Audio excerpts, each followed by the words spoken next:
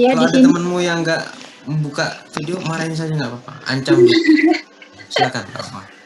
ya buat teman-teman bisa dibuka videonya ya, terkhususan juga kelompok satu dari kelompokku bisa dibuka karena bisa kelihatan siapa-siapa yang kerja juga ya. Di sini saya akan mempresentasikan hasil dari kerjasama kelompok satu dan ini pure ya Pak ya, semuanya kerja dari semua anggota 20 mahasiswa itu. Temanya yaitu banding dalam perkara perdata. Next.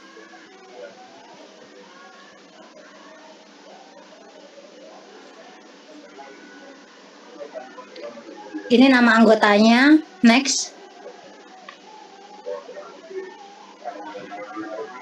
Oke, di sini kita masuk dasar hukum pemeriksaan banding. Yang pertama ada Undang-Undang Nomor 20 Tahun 1947 menggantikan pasal 188 sampai 194 HIR untuk pengadilan Jawa dan Madura.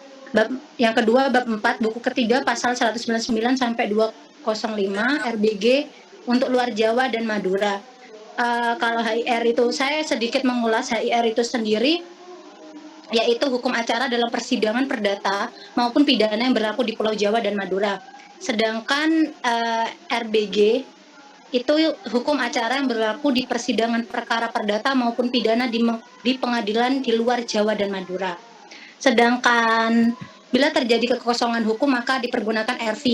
RV merupakan hukum acara perdata yang berlaku bagi orang Eropa dan Timur Asing yang berada di Indonesia. Next.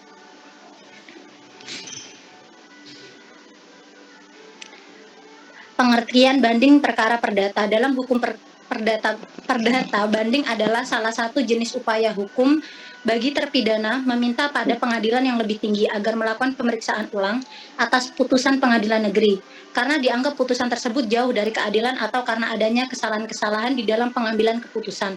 Upaya banding diberikan dengan tujuan untuk menjaga-jaga apabila hakim membuat kekeliruan atau kesalahan dalam mengambil keputusan. Jadi ketika kita mengajukan perkara, kalau kurang puas bisa diajukan banding. Selanjutnya. Next. Pengajuan banding harus menyertakan alasan hukum, misalnya hakim tidak memperbolehkan pengajuan bukti yang meringankan, barang bukti terkontaminasi, juri tidak dipilih sesuai prosedur, atau hukuman yang dijatuhkan tidak sesuai undang-undang. Jadi pengajuan banding itu banyak syarat-syaratnya dan harus menyertakan alasan hukum. Jadi kalau alasan yang nggak sesuai dengan hukum itu nggak boleh. Next. Di sini ada pihak dalam perkara banding. Yang pertama, pihak yang mengajukan adalah pembanding, lawannya terbanding. Yang kedua, pihak turut tergugat yang menjadi turut terbanding. Yang ketiga, apabila pihak penggugat atau tergugat lebih dari satu dan hanya satu orang yang mengajukan banding, maka pihak yang tidak ikut tersebut menjadi turut terbanding. Next.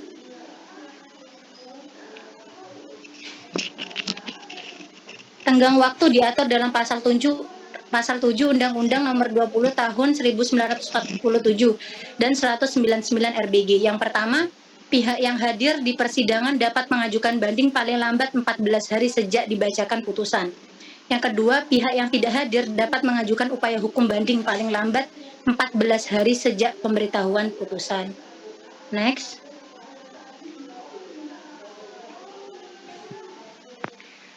Prinsip banding. Yang pertama, yang mengajukan banding adalah pihak yang dikalahkan atau dirugikan atau orang yang mendapat kuasa dari pihak tersebut. Yang kedua, yang dimohon banding adalah putusan akhir. Apabila banding terhadap putusan sela, maka pengirimannya bersama saat banding terhadap putusan akhir. Next.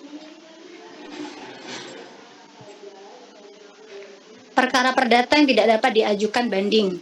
Yang pertama ada putusan gugur, kedua putusan gugatan tidak dapat diterima karena penggugat tidak beritikat baik dalam mediasi. Jadi waktu mediasi juga perlu beritikat baik, entah itu sopan dan lain-lain. Yang ketiga ada putusan perkara perdata khusus. Contohnya sengketa anggota parpol, PHI dan niaga. PHI ini perselisihan hubungan industrial. Yang keempat ada putusan Versteg.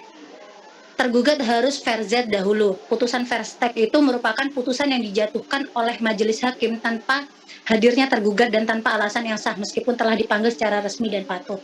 Jadi kalau tergugatnya nggak datang, itu putusannya jatuhnya verstek. Tapi bisa juga tergugat itu mengajukan verzet. Verzet itu perlawanan tergugat atau termohon atas putusan yang dijatuhkan secara verstek. Tujuannya verzet ini memberi kesempatan kepada tergugat untuk membela kepentingannya atas kelalaian menghadiri persidangan di waktu yang lalu. Jadi boleh mengajukan verzet waktu seumpama ada kecelakaan waktu itu akhirnya nggak bisa datang di persidangan, itu boleh mengajukan verzet. Terus ada putusan gugatan sederhana. Next. Maaf ya kalau terlalu cepat karena ngejar waktu. Cara melakukan banding. Yang pertama mengajukan permohonan banding di meja PTSP pengadilan. Meja PTSP ini, PTSP adalah pelayanan terpadu satu pintu. Yang kedua menandatangani akta banding. Yang ketiga membayar panjar biaya perkara. Panjar biaya perkara ini sama kayak uang muka. Untuk menghemat waktu dan biaya saat melakukan banding bersamaan menyerahkan memori banding. Next. Isi memori banding ini cukup banyak ya. Yang pertama, keberatan pembanding atas putusan majelis hakim tingkat pertama. Yang kedua, dapat mengajukan surat bukti autentik atau di bawah tangan pemerintah. Pemeriksaan saksi atau ahli lihat pasal 11 ayat 3 Undang-Undang 20 tahun 1947 atau 199 ayat 1 RBG. Yang ketiga, pembanding dalam memorinya menyatakan apa yang dianggap salah dari pertimbangan putusan hakim dan penilaian fakta persidangan dan sampai dengan penerapan hukumnya. Yang keempat, menyebutkan juga tuntunan pembanding meminta pembatalan putusan dan memohon dikabulkannya gugatannya dan ditolak gugatannya. Next.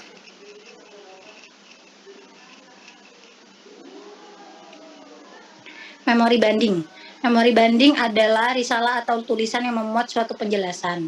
Pihak yang mengajukan banding memuat memori banding untuk menanggapi putusan pengadilan tingkat pertama dan mengajukan hal-hal yang dianggap ada fakta-faktanya atau unsur yang luput dari pertimbangan hakim dalam menjatuhkan putusannya atau terdakwa merasa hukuman yang dijatuhkan terlalu berat.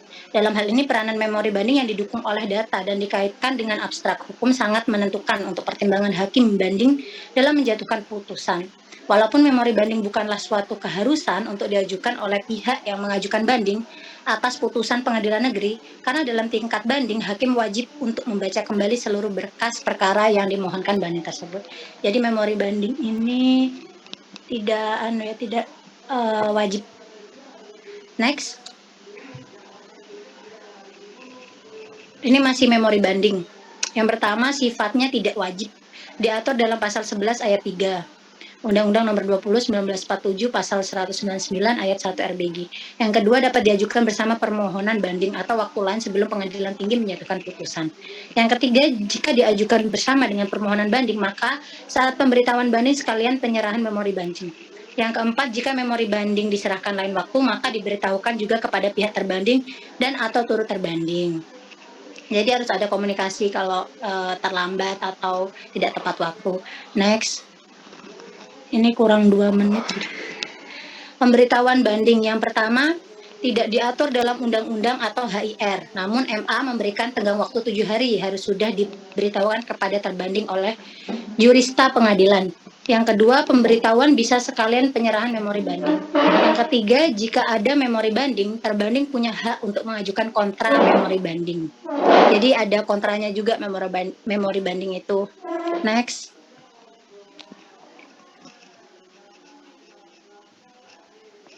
Isi kontra. Nah, ini isi kontranya memori banding ya.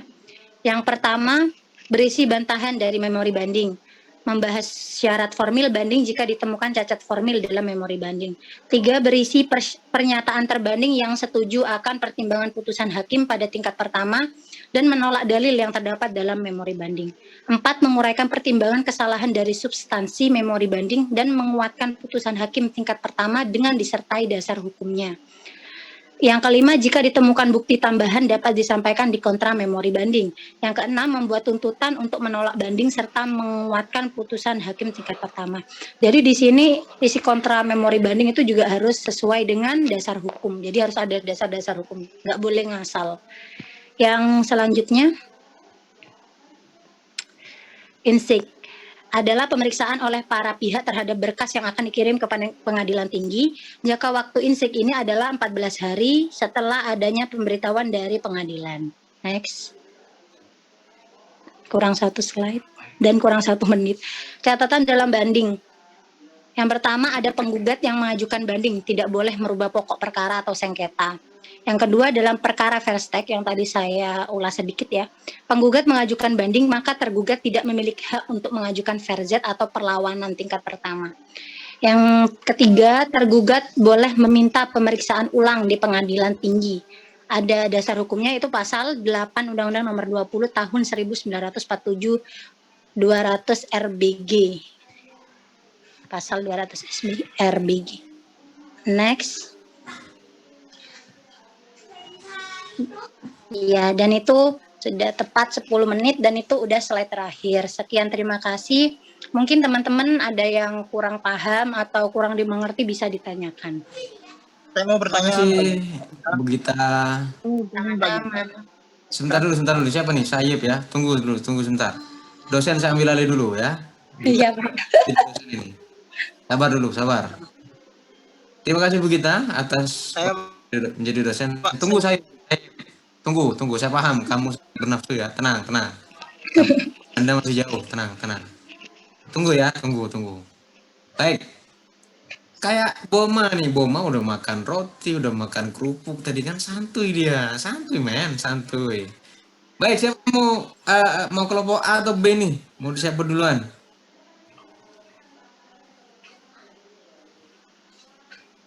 Kelompok A tadi siapa ya? Kelompok A saya, Pak. Oh,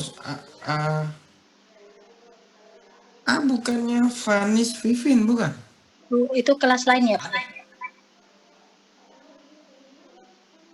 Boma ya, oke. Boma atau Vanis nih yang mau? Iya Pak, Vanis Pak. Vanis aja. Boma terakhir aja lah. Iya Pak. Oke, bentar. Iya Pak, iya. Sudah bisa share screen, Vanis? Bisa ya? Capek juga jadi asisten dosen ini ternyata. Silakan Vanis. Nanti pertanyaannya kita kumpulkan di belakang. Termasuk saya akan tanya dari kelas mana nanti akan saya cek. Pak, interupsi Pak. Ya. Kalau yang saya menyampaikan, terus kelas lain juga ada yang menyampaikan tuh, saya boleh nggak tanya ke kelas lain atau cuman jadi penjawab atau gimana Pak? Nanti kita atur ya, karena yang punya hak untuk kelas C hanya C yang kelompok 2 atau ganjil terhadap yang kamu tanyakan. Nanti tinggal kita atur kesepakatan. Ini forum demokrasi. Nanti kita share di grup nanti. Kalau mereka berkenan enggak apa-apa. Nah, silakan tanya gitu ya. Iya Pak, terima kasih. Silakan Vanis, mulai share screen-nya. Saya berhenti jadi asisten. Bentar Pak, masih buka PPT-nya. Ya, capek jadi asisten dosen. Silakan.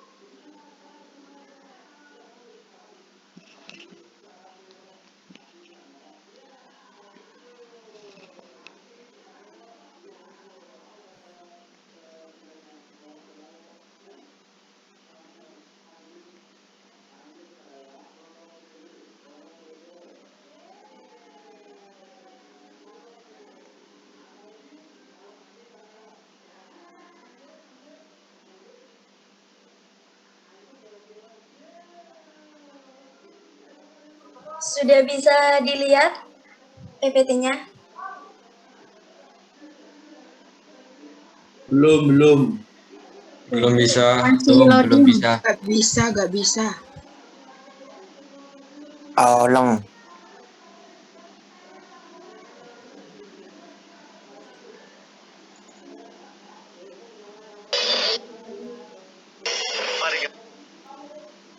Balik.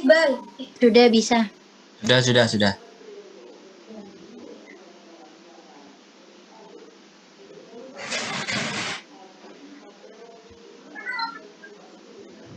Bisa dimulai. Assalamualaikum warahmatullahi wabarakatuh. Waalaikumsalam. Waalaikumsalam warahmatullahi wabarakatuh. A akan mempresentasikan tentang banding perkara perdata.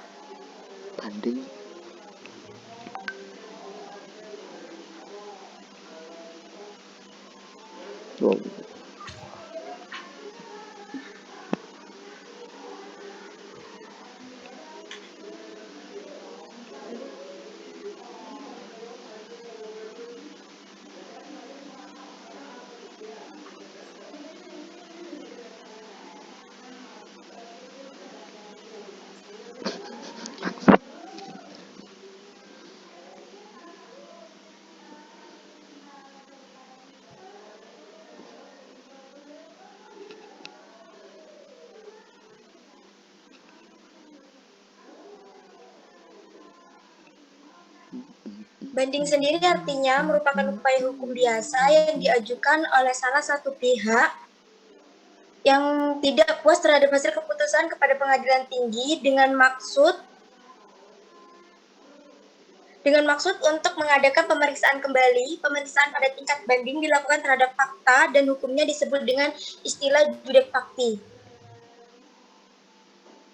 Dasar hukum banding adalah Undang-Undang Nomor 4 Tahun 2004 tentang perubahan atas Undang-Undang Pokok Kekuasaan dan Undang-Undang Nomor 20 Tahun 1947 tentang Peradilan Ulangan.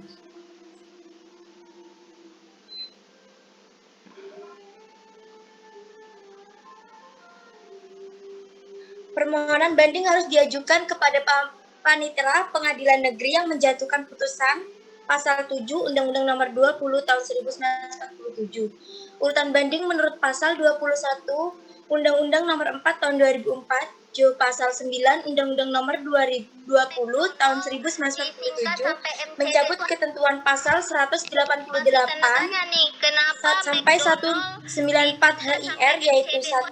Ada pernyataan ingin banding, 2. Panitera membuat akta banding, 3. Dicatat dalam register induk perkara, 4. Pernyataan banding harus sudah diterima oleh terbanding paling lama 14 hari sesudah pernyataan banding tersebut dibuat. 5. Pembanding dapat membuat memori banding, terbanding dapat mengajukan kontra memori banding. Prosedur administrasi banding, yaitu upaya hukum biasa yang diajukan oleh salah satu pihak yang tidak puas terhadap hasil keputusan kepada pengadilan tinggi dengan maksud untuk mengadakan pemeriksaan kembali. Pemeriksaan pada tingkat banding dilakukan terhadap fakta dan hukumnya disebut dengan istilah judek fakti.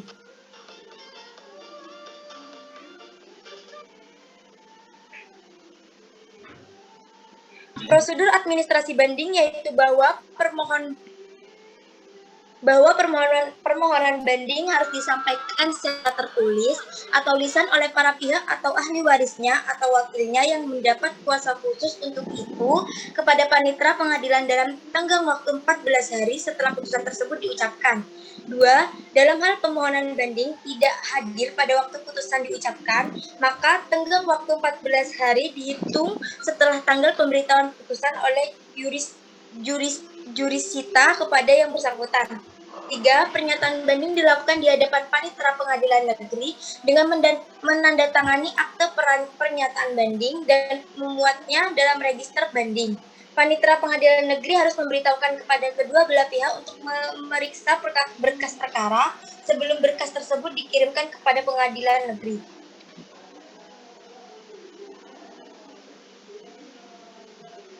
Lanjut, prosedur perkara. Di sini prosedur perkara pendaftaran banding. Penerimaan permohonan banding 14 hari, kemudian pemberitahuan adanya permohonan banding kepada pihak lawan selama 7 hari, kemudian penerimaan memori banding dan penyerahan kepada pihak lawan 14 hari, kemudian penerimaan kontra memori banding selama 14 hari, kemudian insek 14 hari, kemudian berkas siap dikirim 30 hari sejak permohonan banding. Selanjutnya alasan banding, terdapat alasan formal dan alasan material.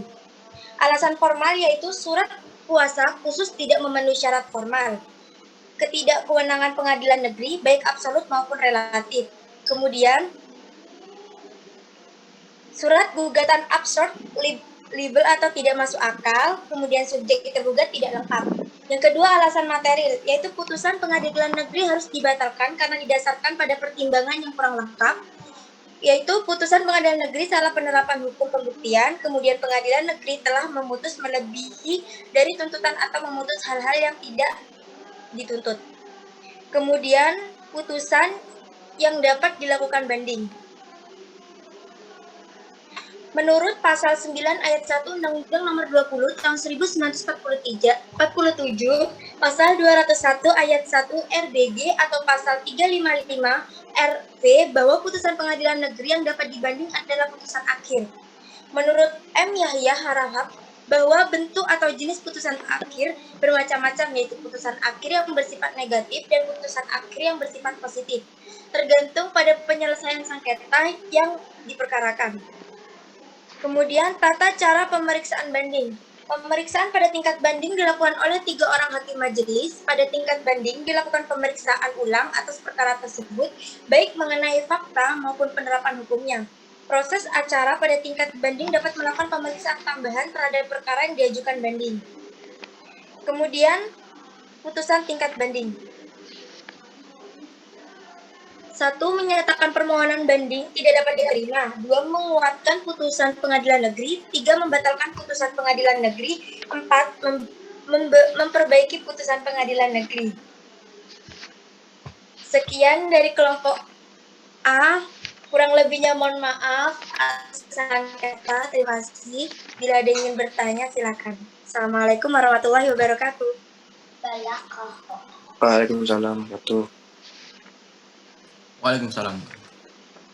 Baik, Vanis, saya mau bergeser ke kelompok terakhir ya. Boma siap?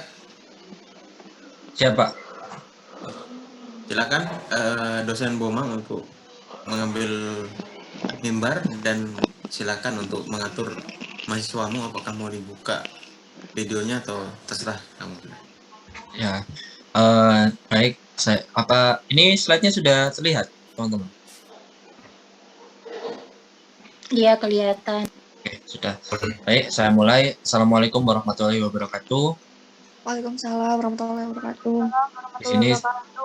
Di sini saya mewakili kelompok 1 dari kelompok B yang dimana anggotanya berisi dari teman-teman dari kelas B dari nomor urut 1 hingga nomor urut 20. Dan sebagai disclaimer bahwasannya PPT ini dikerjakan bersama, di mana setiap poinnya dikerjakan oleh tiap mahasiswa.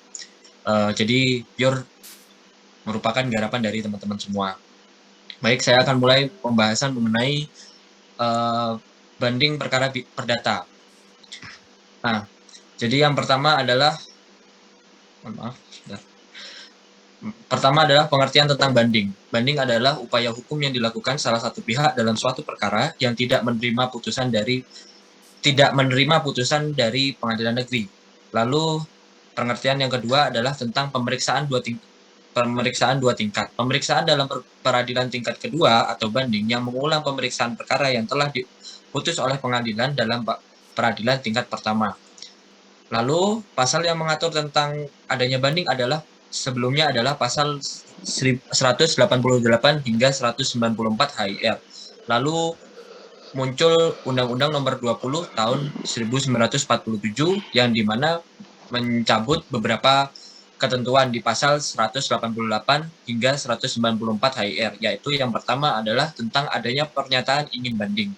Yang kedua, panitera membuat akta banding. Yang ketiga adalah dicatatnya dalam register induk perkara. Yang nomor 4, pernyataan banding harus sudah diterima oleh terbanding paling lama 14 hari sesudah pernyataan banding tersebut dibuat. Yang kelima, pembanding dapat mengajukan memori banding, terbanding dapat mengajukan kontra memori banding. Lalu yang topik berikutnya adalah tentang perbedaan banding dalam perkara perdata dan pidana. Yang pertama tentang jenis putusan yang dapat diajukan banding. Yang dari perdata adalah semua putusan akhir pengadilan tingkat pertama. Yang pidana adalah putusan lepas, putusan bebas, putusan lepas dari segala tuntutan hukum yang menyangkut masalah kurang tepatnya penerapan hukum, dan putusan pengadilan dalam acara cepat. Lalu tentang tenggang waktu pengajuan banding. Dari perdata sendiri, tenggang waktu mengajukan permohonan banding adalah 14 hari setelah keesokan harinya setelah putusan dijatuhkan. Sedangkan dalam pidana, tenggang waktu mengajukan permohonan banding adalah 7 hari setelah putusan diucapkan. Lalu dasar hukum dalam perkara banding dalam perkara perdata diatur dalam Undang-Undang Nomor 4 Tahun 2004. Lalu dalam pidana sendiri diatur dalam pasal 233 hingga 243 Kitab Hukum Acara Perdata. Lalu yang berikutnya, siapa yang dapat mengajukan banding? Ada 2 versi. Menurut KUHAP diatur dalam pasal 67 KUHAP, yaitu pihak yang berhak mengajukan banding adalah terdakwa atau penuntut umum. Lalu menurut Undang-Undang Nomor 48 Tahun 2009 diatur dalam pasal 26 ayat 1 bahwa pihak yang dapat memintakan banding ke pengadilan tinggi adalah pihak-pihak yang bersangkutan. Lalu berikutnya adalah tentang alasan diajukannya banding. Alasan utama diajukannya banding adalah karena merasa tidak puas dengan isi putusan pengadilan negeri kepada pengadilan tinggi di mana putusan tersebut dijatuhkan. Yang kedua adalah tentang keberatan dan ketidaksetujuan dari pihak-pihak yang berperkara atas putusan pengadilan tingkat pertama. Lalu yang berikutnya, pada tataran teoristis, untuk dapat dilakukan upaya pembangunan hukum perdata Indonesia melalui jurisprudensi Mahkamah Agung perlu dilakukan inventarisasi putusan pengadilan yang memenuhi unsur jurisprudensi yang dilaksanakan secara bersama-sama oleh Mahkamah Agung, pengadilan tinggi, dan pengadilan tingkat pertama sehingga kepastian hukum dan usaha unifikasi hukum dapat terselenggara pula melalui badan-badan peradilan. Jurisprudensi menentukan bahwa putusan banding hanya menguntungkan pihak yang mengajukan banding dengan alasan karena apabila penggugat atau terbanding tidak menyatakan permohonan banding, maka dianggap menerima putusan pengadilan negeri sehingga pemeriksaan tingkat banding penggugat yang tidak dikabulkan tidak dapat ditinjau kembali. Lalu berikutnya tentang alur pengajuan banding. Pertama, pemohon banding mengajukan banding pada, ini mohon maaf bisa terlihat jelas atau saya zoom sebentar. Oke. Pemohon banding mengajukan banding pada meja 3 dan memberikan memori banding apabila ada. Lalu petugas banding meja 3 mencatat permohonan banding dan memberikan ketentuan kepada pemohon banding membayar panjar biaya perkara ke kasir. Lalu petugas banding meja 3 memberikan kepada panitera muda perdata untuk memeriksa permohonan banding dan menunjuk jurusita pengganti. Lalu yang berikutnya adalah panitera atau sekretaris memeriksa dan menandatangani permohonan banding. Lalu diserahkan kepada jurusita pengganti untuk mengirim pemberitahuan banding. Ada memori banding dan insage atau pemeriksaan berkas dilanjutkan kepada petugas banding di meja 3 untuk menerima kontra memori banding apabila ada. Lalu diserahkan kembali untuk di jurusita pengganti untuk mengirim kontra memori banding. Lalu petugas banding di meja 3 mengirim bandel perkara ke pengadilan tinggi. Lalu apa saja sih kewajiban pemohon banding? Yang pertama adalah mendaftar ke pengadilan guna dapat menandatangani permohonan banding, lalu dibuatkan berita acara permohonan banding. Yang kedua, membayar panjar biaya perkara. Yang ketiga, membuat suatu memori banding dari pemohon banding bila mana kontra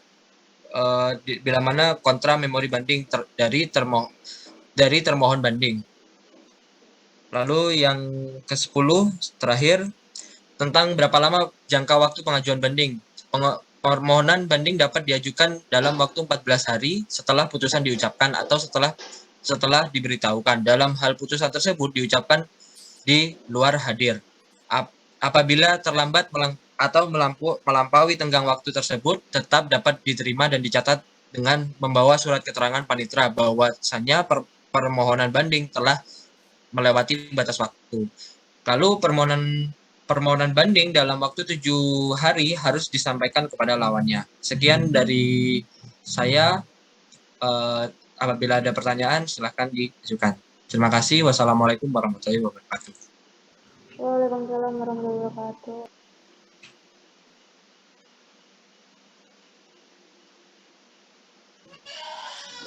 Oke, baik. Terima kasih dosen-dosen Fakultas Hukum yang sudah memberi pencerahan pada kita.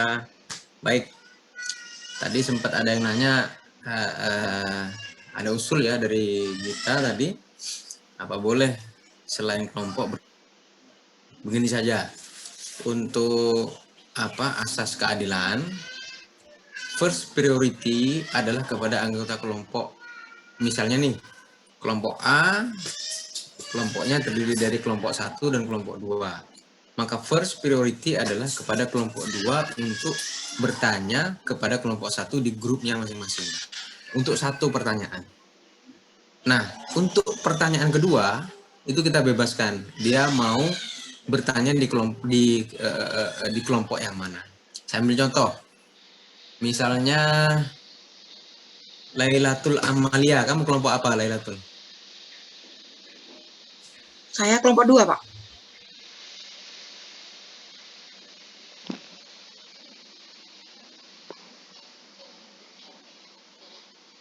Sampai akhir dia terus on videonya, saya perhatikan. Iya, Pak. Dia nggak pernah off videonya. Baik, terima kasih Lailatul. Seandainya Lailatul bertanya, maka dia punya dua kesempatan. Kesempatan pertama bertanya untuk kelompok A, kelas A ya. Kamu kelas A kan ya? Ya, Pak. Kelas A, dan dia juga bisa bertanya terhadap kelompok yang lain. Tapi masing-masing mahasiswa hanya punya satu kesempatan. Dia bisa pilih mau bertanya kepada kelasnya sendiri atau bertanya kepada kelas yang lain. Pilih salah satu. Jadi setiap kelas hanya punya satu kesempatan untuk bertanya kepada kelasnya dan satu kesempatan untuk bertanya ke kelas yang lain. Jadi totalnya ada 2 pertanyaan tiap kelas. Paham ya? Paham, Pak, paham. Kesempatan gimana? Berarti kalau cuman satu kelas, satu pertanyaan buat kelas, satu buat pertanyaan luar kelas, berarti cuman 2 pertanyaan dan 2 anak ini aja? Ya, totalnya ada 6. Oh. Totalnya ada 6 untuk atau mau tambah 3? Jadi total Udah nggak mau. kita coba 2 dulu. Kalau masih belum nampung, nanti kita tambah satu-satu jadi 9 gitu. Gimana ya? Kita coba ya. Oke, baik. Kesempatan pertama saya kasih kepada Sahib Fauzi Adiansyah karena memang sudah sejak lama dia mengincar pertanyaan ini. Silakan, Sahib. Saya mau bertanya kepada Mbak Gita, kelompok A ya. Kelompok C apa tadi? Kelompok A kelas C. Ya, Oh, iya. dipersilakan. Saya mau bertanya, apakah permohonan banding dapat dicabut? Jika iya, kepada siapa diajukan pencabutan tersebut? Dan sebutkan apa saja syarat pencabutannya. Ya, terima kasih. Ya, sama-sama. Pak, ini saya kan nggak harus saya doang kan Pak yang jawab, teman-teman yang kelompok A juga kan Pak? Justru harus gitu kita. Kamu boleh, kan ini kerja tim kan? Kamu tim kan kerja ya. Jadi kamu berhak bahkan wajib memberi kesempatan kepada yang lain karena dari situlah teman-temanmu mengambil poin. Iya, Nih Pak. terhadap Ya. kelas kita itu ada poin mengerjakan dapat teman-temanmu kan. Kalau mau Gita tok kan poin presenter nih. Masa poin lagi kamu mau ambil lagi Gita? Kasih Iya, Pak. apa suruh jawab gitu loh. Meskipun kamu yang bikin jawabannya minta temenmu untuk jawab. Iya, Pak. Siap. Biar kita sila kelima Pancasila lah gitu loh. Baik, tadi Sahib Fauzi itu kelas apa ya? Kelas C ya? Saya kelas B, Pak. Kelompok 2 kelas B. Kelas B. Berarti ini lompat ini ya. Kelas B jatahnya tinggal 1 nih. Ya. Oke. Ya. Baik. Silakan kelompok yang lain, silakan bertanya. Saya Pak mau nanya Pak. Siapa nih yang nanya nih? Robi, boleh. Robi kelas apa? kelas C Pak. Kelas C mau bertanya ke kelas C apa kelas lain? Kelas C aja. Oke. Kelas C masih ada dapat satu lagi nih di. Iya. Yuk. Tanya Pak. Bentar. Mohon yang lain buat kelompokku bisa nyatet pertanyaannya ya biar nggak lupa. Sekian, terima kasih. Siap, Bu dosen. Silakan. Apakah permohonan banding dapat diperiksa meskipun tanpa memori banding? Apakah permohonan banding dapat diperiksa meskipun tanpa memori ya? Iya, tanpa memori banding. Tanpa memori banding. Oke. Menarik ini pertanyaan nih. Pertanyaan logika nih sebetulnya. Oke, baik. Terima kasih Robi. Silakan kelas yang lain. Ini masih Saya, ada Pak. siapa? Nama? Muhammad Askal. Muhammad Azkal dari kelas apa? Kelas B, Pak. Kelas B. Oke, kelas B belum ada nih perwakilannya. Mau nanya ke kelas B apa kelas lain? Loh, kelas B, Pak. Kan tinggal Oh, satu, Pak. Kenapa? Kan tinggal ke satu, Pak. Oh, tinggal satu. Robi tadi kelas B ya? Yang saya Fauzi tadi, Oh Pak. iya iya. Saya Iya kelas C, iya, Pak. saya Fauzi Saya kelas kelas B. C. Silakan, silakan. Saya Pak, saya Pak. Saya mau bertanya. Aska dulu, Aska dulu. Iya, Pak. Permohonan banding harus disampaikan secara tertulis atau lisan. Di era globalisasi ini kan, di era modern lah, kan banyak sistem elektronik. Semisal pengajuan banding disampaikan secara tertulis atau diucapkan secara lisan melalui media elektronik. Apakah itu boleh? Oke, baik. Mungkin cukup. Oke, baik. Terima kasih Aska. Silakan, sudah ada 3 pertanyaan nih. B sudah Saya, Pak. tutup ya. Pak mau tanya. Siapa nih? Lailatul Amalia ya? Ya, Pak, saya mau tanya ke kelas A. Oke, kamu kelas apa tadi? Kelas A, Pak. Kelas A. Boleh, Saya silakan. ke Vanis ya. Dapatkah tergugat mengajukan verset saat penggugat mengajukan banding? Bisa diulangi? Dapatkah tergugat mengajukan verset saat penggugat mengajukan banding? Dapatkah penggugat tergugat mengajukan verset saat penggugat mengajukan banding? Oke, ini pertanyaan logika juga nih. Nanti menarik nih jawabannya nih. Oke, lanjut. Lanjut, terima kasih Lailatul Amalia. Udah berapa penanya tadi? Kelas C tinggal 1, Pak. Kelas C tinggal 1. Boleh, silakan. Pak mau bertanya tapi untuk kelas A boleh? Boleh. Karisma Kartika, silakan. Ya jadi pas presentasi kelompok itu kelas A tidak menjelaskan terkait dengan inzek, hanya menjelaskan masanya hanya 14 hari. Nah jadi pertanyaannya dalam pemeriksaan banding inzek itu dilakukan setelah mengajukan memori banding atau seperti apa? Dan apakah inzek merupakan syarat formil, Pak? Terima kasih. Oke, baik. Sudah ada berapa pertanyaan kita? 6 Kelas ada? C sudah penuh, Pak. Sudah semua. Kelas A Semuanya sudah penuh penuh, ya. Pak. B sudah penuh, A sudah penuh ya? Iya. Oh, berarti sudah 6 pertanyaan nih ya? Iya, Pak. Baik, saya kasih tawaran sama kalian. Kita mau jawab dulu, apa kita mau berikan kesempatan untuk 3 pertanyaan dulu? Pertanyaan lagi.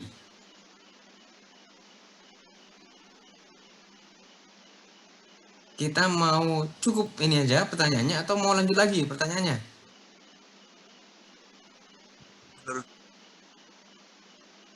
Mau lagi? Biar dosennya sekalian pusing gitu loh, yang 3 ini. Kan jarang-jarang kalian ngerjain temen kalian sendiri kan? Cukup, Gitu. Pak. Cukup. Lanjut, Pak. Oh lagi, ini ada nih Nuning Hoirunisa, Lanjut, betul Pak. ya? Lanjut. Lanjut, oke. Pak, cukup. Cukup, Pak. Abu. Ya nggak apa-apa. Kan kalian dosen, masa ya nggak bisa jawab? Bisa lah dosen jawab. Nuning, silakanlah. Nuning, bolehlah nanya lah. Nuning, silakan Nuning. Maksudnya lanjut jawab pertanyaannya itu, Pak, bukan Oh, lanjut tambahan soal. jawab. Saya kira lanjut pertanyaan. Enggak, udah mabok. Oke, baik. Saya beri waktu berapa menit untuk jawab?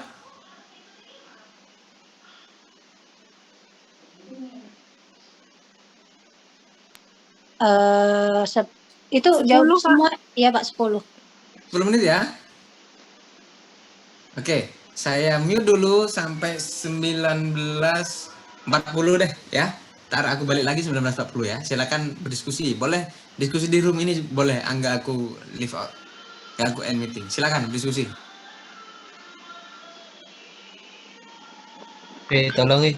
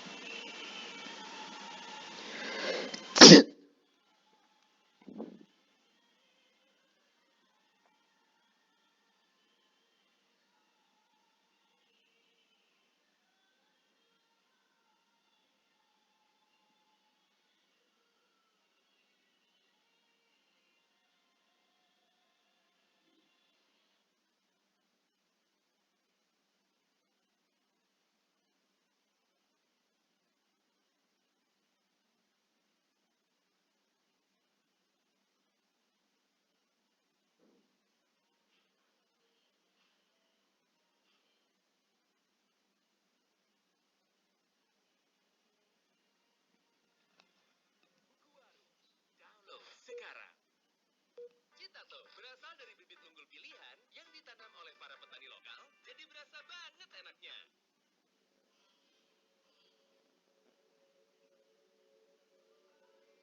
Baiklah. Assalamualaikum warahmatullahi wabarakatuh.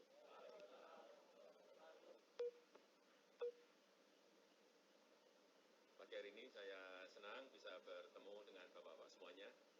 Saya mendapatkan keluhan yang saya lihat dari media sosial. Terutama driver, banyak yang mengeluh karena urusan bongkar muat. Benar enggak? Tolong nanti diceritakan problemnya apa sehingga kita bisa memberikan jalan keluar. Dan tidak usah takut dengan Pak Menteri atau pimpinan-pimpinan di pelabuhan di sini. Disampaikan apa adanya, kalau bisa dicarikan jalan keluar akan saya carikan secepat-cepatnya. Saya rasa saya mampir ke sini hanya untuk itu. Silakan.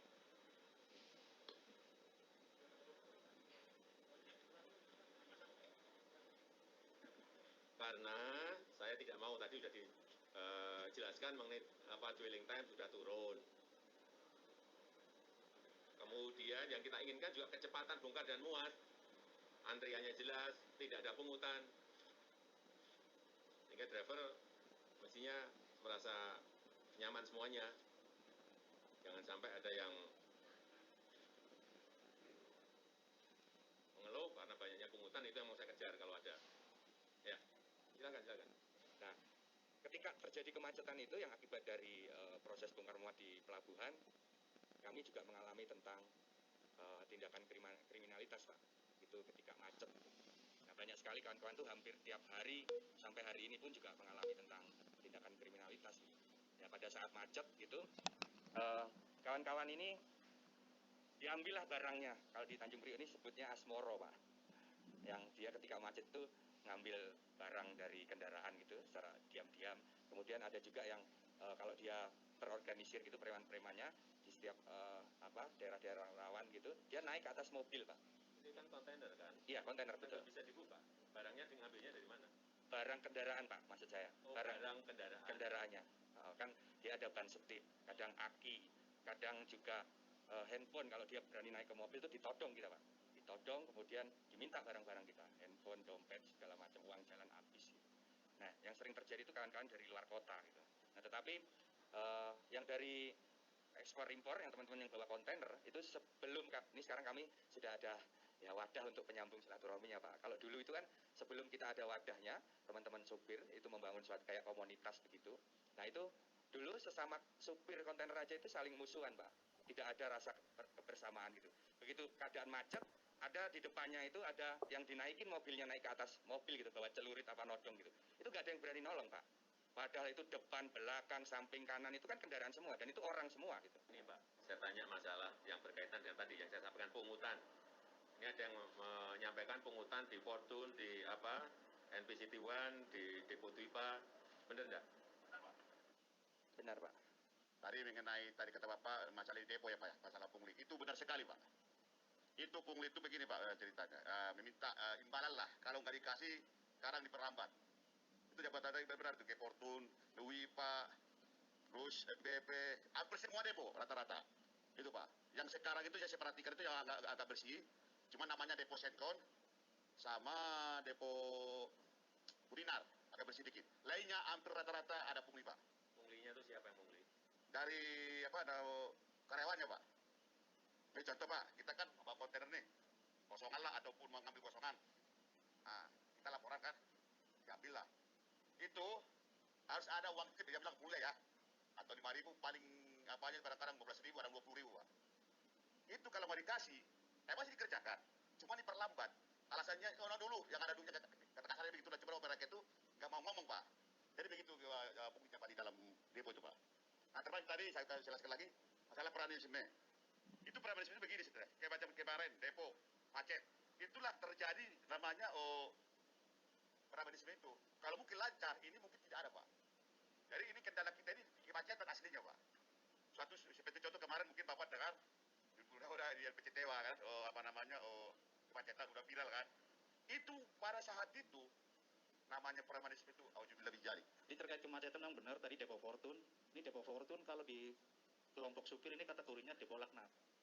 Jadi dicap depo laknat karena memang dampak dari kemacetan Depo Fortune ini memang sangat luar biasa. Jadi bisa mengimbas ke arah Cakung, mengimbas ke arah Pak Polri, selamat pagi. Ini saya di Tanjung Priok, ada banyak keluhan dari para driver kontainer yang berkaitan dengan pungutan liar, pungli di Fortune, di MPCT, kemudian di Depo Dwipa. Pertama itu, yang kedua juga kalau pas macet itu banyak driver-driver yang dipalak sama preman-preman. Ini keluhan ini tolong bisa diselesaikan. Itu aja, Pak Polri. Ya, ya, terima kasih, makasih. Ya, oke, nggak apa-apa. Ya, itu aja. Terima kasih. Jangan lupa. Halo, selamat sore pemirsa, demikian tadi berita pilihan Anju Sore yang akan menemani Anda selama 2 jam bersama saya Anissa Dasuki. Dan saya Davi Pratama. Pemirsa, kita awali Anju Sore hari ini dengan informasi terkait polisi yang menangkap preman yang beroperasi di Pelabuhan Tanjung Priok, Jakarta Utara. Salah satunya adalah seorang yang diduga sebagai bos preman Tanjung Priok.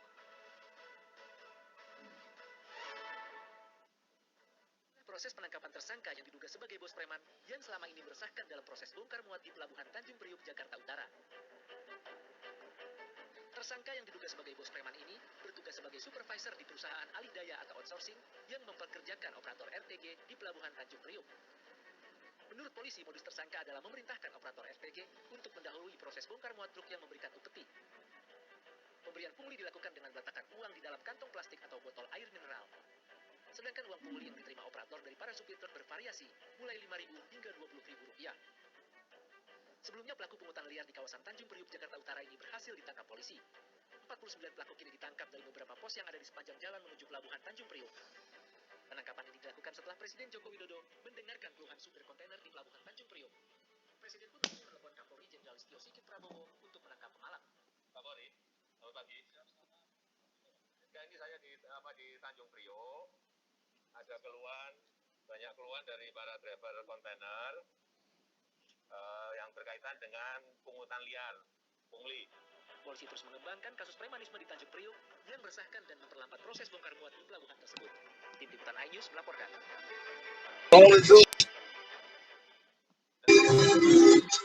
Pemberantasan premanisme dan pungutan liar, kami sudah terhubung dengan Kasat Reskrim Polres Pelabuhan Tanjung Priok, AKP David Kanitero. Selamat sore, Pak David.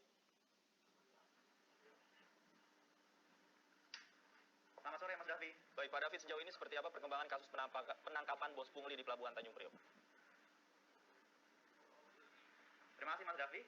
Sebelum kami jelaskan terkait perkembangan kasus yang kami tangani terkait pungli ini, boleh kami jelaskan bahwa memang pada hari Polres Metro Jakarta Utara dengan diamankan atau ditangkapnya 40-an lebih, kalau tidak salah, pelaku pungli ataupun premanisme. Baik, Pak David, Polres Pelabuhan Tanjung Priok. Ya, Pak David, jadi 3 perusahaan ini mereka memang mempekerjakan preman dan mengkoordinasikan pungli-pungli yang ada di sekitar Pelabuhan Tanjung Priok, Pak. Baik, Mbak Anissa. Untuk 3 perusahaan tersebut ditangani oleh Polres Metro Jakarta Utara. Nah, di Polres Pelabuhan Tanjung Priok sendiri, kami juga bergerak, respon dan aktif untuk melakukan monitoring apakah di dalam pelabuhannya itu sendiri masih terjadi pungli dan premanisme. Kami lakukan penyelidikan, waktu itu ada 1 tempat, 2 tempat kami datangi, kemudian ternyata tidak ada. Di tempat ketiga yang kami datangi, utamanya di PT JICT, ternyata didapati info bahwa masih ada modus pungutan liar yang dilakukan oleh para operator RPJ ini, Mbak Anissa. Dari situlah kami melakukan penindakan, kemudian kami tangkap 7 orang pelaku sebagai operator RPJ yang melakukan pungutan liar dengan modus menaruh kantong plastik atau botol minuman di bagian bawah LPG, kemudian para sopir truk ini diwajibkan untuk memberikan uang nilai pecahan 5.000 sampai 20.000. Apabila tidak memberikan, maka tidak akan dilayani. Apakah nominalnya hanya kisaran 5.000 saja, Pak? Apakah memang sopir truk ini ditetapkan atau dimintai dengan nominal yang berbeda-beda satu sama lain atau sama semua dipukul rata? Oke, silakan. Sudah 19.38 ini.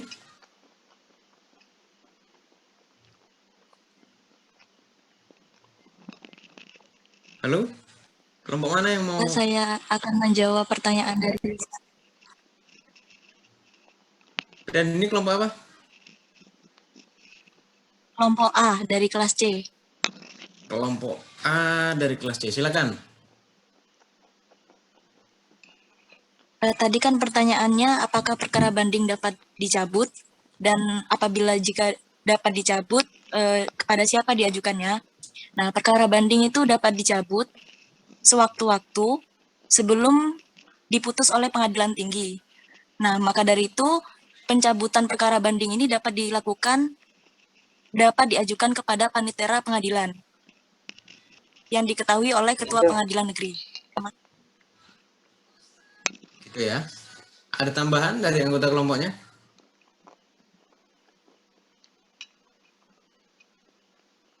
Sudah cukup, Pak.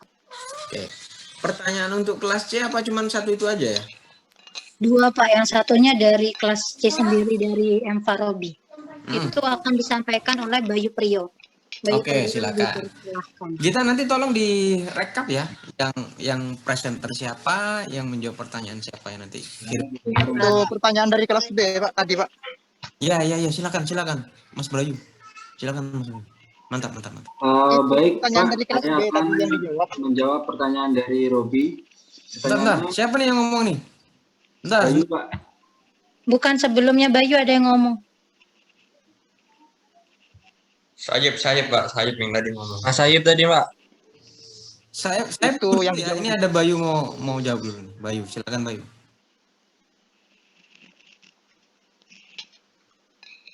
Baik, saya ingin menjawab pertanyaan dari Robi. Apakah permohonan banding dapat diperiksa tanpa memori banding? Tanpa memori banding, perkara tetap diperiksa ulang secara keseluruhan karena pengajuan memori banding bukan merupakan kewajiban hukum bagi pemohon, tetapi semata-mata merupakan hak.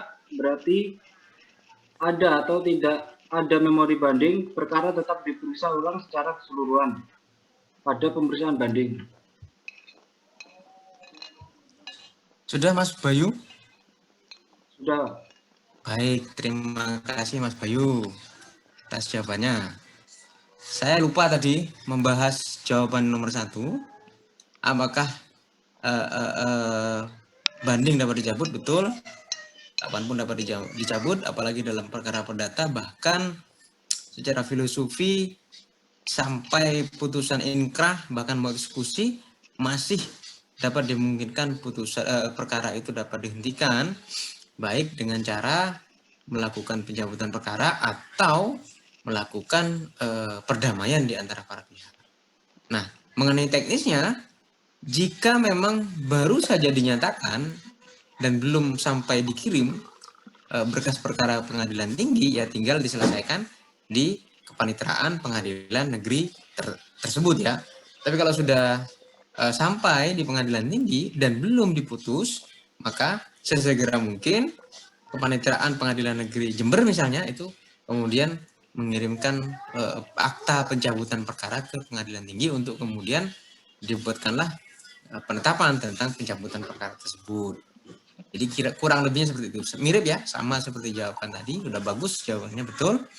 Yang Bayu tadi apa tadi? Lupa saya tanyanya.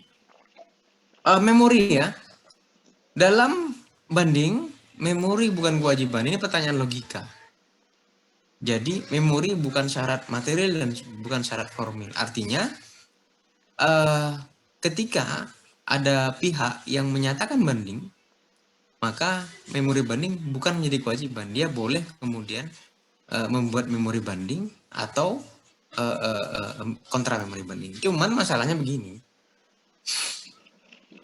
Karena pengadilan tinggi itu berhak mengulangi atau memeriksa kembali berkas perkara, memori banding yang tidak menjadi kewajiban tidak menjadi penghalang pembanding untuk menyatakan sikapnya. Namun, ini secara praktek ya, teorinya begitu. Secara praktek saya berikan clue atau kata kunci. Kalian bayangkan saja, pengadilan tinggi se-Jawa Timur itu cuma 1. Sedangkan perkara banding di seluruh pengadilan negeri di Jawa Timur yang jumlahnya mungkin 35-an lebih, hampir tiap hari ada. Pertanyaan sederhananya, kira-kira hakim tinggi mampu nggak atau bisa nggak membaca semua berkas di dalam banding masing-masing perkara, baik perdata dan apalagi jika itu perkara banding pidana. Maka walaupun itu bukan syarat formil, itu bukan kewajiban, maka ada baiknya juga memang pembanding menyertakan alasan-alasan bandingnya. Walaupun itu bukan kewajiban tapi alasan. Itu saran ya yang bisa kita sampaikan kepada pembanding agar majelis hakim tinggi itu dapat membaca atau paling tidak bisa memahami pokok-pokok apa sih yang membuat pembanding ingin melakukan banding. Bisa saja misalnya karena pemeriksaan terkait dengan saksi yang menentukan jalannya perkara berbeda nih antara berita acara persidangan dengan faktanya misalnya, antara putusan dengan kenyataannya misalnya. Itu juga bisa menjadi salah satu alasan pembanding. Atau misalnya putusan hakim ternyata tidak berdasarkan fakta-fakta persidangan misalnya. Itu juga bisa kalian sampaikan di dalam memori banding. Ini adalah kesempatan kalian untuk menyatakan alasan-alasan kenapa kalian banding. Sama seperti kalian absen di kelasku, Pak. Saya nggak bisa hadir, Pak, di kelasnya Pak Sur karena kendala internet misalnya. Kira-kira kalau ada yang seperti itu, kira-kira saya langsung percaya atau tidak? Secara naluri ya saya tidak akan percaya begitu saja. Kira-kira apa yang bisa membuat saya percaya? Bisa jadi pengumuman misalnya ya, provider IndiHome misalnya, bahwa daerah ini mengalami gangguan dari jam segini itu alasan. Atau misalnya di screenshot terkait dengan error login misalnya, itu juga salah satu alasan. Kalau itu tidak dikirimkan kepada saya, bagaimana caranya saya bisa memahami kalau kalian ada kendala internet di dalam perkuliahan? Meskipun tidak wajib, tapi memori banding itu adalah salah satu efektif atau cara untuk membuka pikiran dan perspektif hakim di dalam memutus dan memeriksa perkara. Begitu kira-kira ya. Baik. Kelas C tadi ya. Tadi kelas C. Iya, Pak. Baik, Iya, terima kasih kelas C atas partisipasinya, bagus sekali. Ya, Pak. Sekarang saya mau beralih ke kelas selanjutnya. Kelas Silakan. A, Pak. Kelas A. Boleh, silakan kelas A. Silakan. Saya mau menjawab pertanyaannya Karisma Kartika tadi terkait dengan Inzanage. Lydia. Pertanyaannya, Sorry Lydia. ya, Kamu tadi presenter ya? bukan Pak, saya yang presenter tadi Vanis. Oh ya udah. Biar ada gantian. Ya, Pak, ya, sampai saya sengaja Pak. Betul. Jadi memang jangan sampai antara presenter dengan penjawab itu satu orang, kasihan kan nilainya dibagi-bagi gitu loh. Silakan Lydia. Untuk pertanyaannya saya tadi untuk menjawab pertanyaan dari Karisma Kartika terkait materi Inzanage yang dijelaskan masanya hanya 14 hari. Itu termasuk syarat formil atau bukan? Dan apabila bukan merupakan syarat formil, apa akibatnya? Dan untuk prosedurnya bagaimana? Untuk Inzanage sendiri, pengertiannya adalah hak untuk pihak yang bersangkutan, baik tergugat maupun penggugat, untuk mempelajari atau memeriksa berkas perkara selama 14 hari. Yang artinya ini bukan kewajiban, tetapi hak yang diberikan oleh pengadilan kepada penggugat atau tergugat. Dasarnya sendiri itu ada di dalam pasal 11 ayat 1 UU nomor 20 tahun 1947, yang artinya Inzanage ini tidak termasuk persyaratan formil, sehingga bila tidak dilakukan oleh penggugat atau tergugat, maka tidak ada akibat hukum jika tidak melakukan prosedur Inzanage ini. Untuk prosedurnya sendiri adalah 14 hari sejak tanggal permohonan upaya hukum banding diterima dan dicatat dalam register. Jadi apabila selama 14 hari tersebut pemohon atau penggugat atau tergugat tidak mengajukan Inzanage, maka hak mereka untuk memeriksa atau mempelajari berkas perkara akan hilang, dan itu bukan menjadi dan itu akan menjadi kesalahan mereka sendiri apabila ada kekurangan dalam berkas perkara tersebut. Sekian, terima kasih. Lydia Malia. Ya. Ada yang mau nambahkan sebelum saya tambahkan nih jawaban ini, karena ini juga krusial, saya akan jawab nanti. Ada yang mau nambahkan terkait Pak, pertanyaannya? tadi saya juga bertanya terkait dengan prosedur INZEK itu dilakukan setelah pengajuan memori banding atau bagaimana prosedurnya? Jadi selain prosedur masa 14 hari itu loh. Itu prosedurnya tidak setelah kapan atau kapan, intinya itu 14 hari sejak tanggal permohonan upaya hukum itu sudah diterima. Jadi itu kalau misalkan sebelum mereka buat banding mereka sudah melakukan inzanage, itu berarti kelebihannya mereka. Mereka bisa masukkan apa-apa yang misalkan bermanfaat buat membuat memori banding itu. Jadi pokoknya 14 hari sejak tanggal permohonan upaya itu diterima dan dicatat dalam register. Cukup, Lydia? Cukup, Pak. Baik. Pertama-tama saya ingin meluruskan terkait dengan istilah. Ada banyak istilah yang saya dengar ini. Saya sengaja biarkan memang. Ada istilah inzik ya. Tadi kita yang Fanis ya. Saya ada, Pak. Kita tadi mengatakan inzik ya. Inzik. Kayak Habib Inzik aja. Habib Inzik Shihab. Inzik, Pak. Oh, Rizik. Ada inzik. Terus Lydia tadi bilang inzanage ya. Mirip-mirip susu anakku, Morinaga. Ini gitu. Itu bahasa Belanda. Secara praktik dibaca inzage. Inzage adalah suatu, kalau penjelasannya sudah bagus itu, suatu hak yang diberikan oleh pengadilan baik kepada penggugat atau tergugat atau pembanding atau terbanding untuk memeriksa berkas perkara. Nah, pertanyaannya sekarang begini. Kalau inzage adalah suatu kesempatan yang diberikan pengadilan untuk memeriksa berkas perkara, pertanyaan selanjutnya, apanya yang mau diperiksa? Kan begitu logikanya. Dan pertanyaan selanjutnya, untuk apa diperiksa? Kan begitu. Nah, inzage memang suatu hak yang diberikan oleh pengadilan agar para pihak ini mengetahui dengan detail antara salinan putusan dengan fakta persidangan. Saya ambil contoh misalnya. Fakta persidangan pada saat pemeriksaan bukti surat diketahui objek sengketa batas baratnya adalah tanah milik Bapak Robi. Tetapi di dalam putusan hakim, di situ berbunyi batas sebelah barat objek sengketa adalah tanah milik Ibu Gita. Kan ada perbedaan nih antara pengacara dengan putusan. Pengacara yakin dulu pada saat pemeriksaan bukti surat itu batas baratnya bukan milik Bu Gita, tapi itu milik Farobi. Pertanyaan saya sederhana, dari mana kalian bisa mendapatkan fakta tersebut? Apakah mau nengok sama lawan? Bro, dulu batas baratnya apa bro? Ya kalau lawannya baik hati dan tidak sombong dikasih lah. Iya bro, tadi memang kemarin tuh salah bro. Aku tuh salah batas gitu. Emang ada pengacara kayak gitu? Ya nggak bakal ada lah.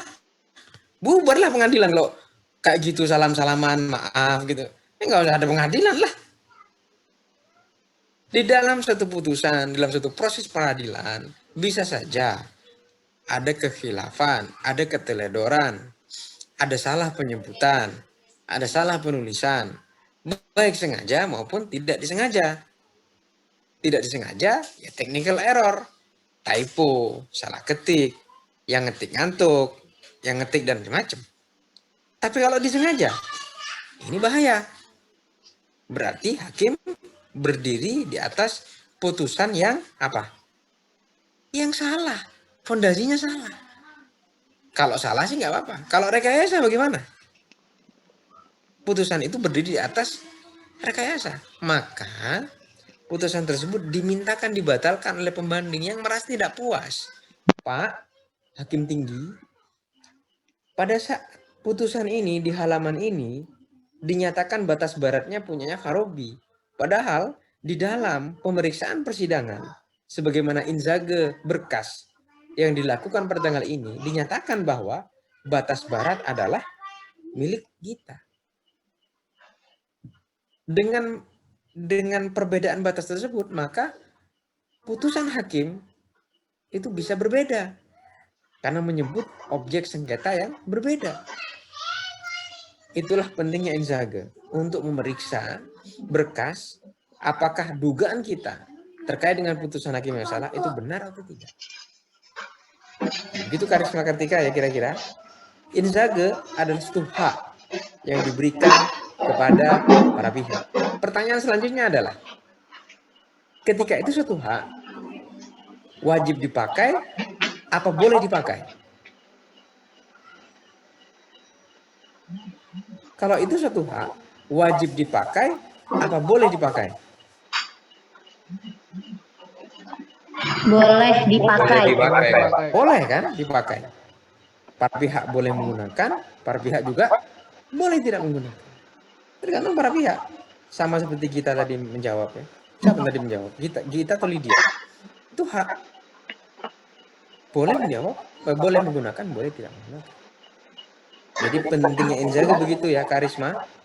Jadi kalau kamu nanti jadi pengacara, jangan lewatkan kesempatan untuk inzage. Karena bisa jadi putusan hakim itu salah, sengaja salah, sesat, atau sengaja disesatkan. Rekayasa dan sebagainya. We never know. Kita nggak pernah tahu. Hakim juga manusia.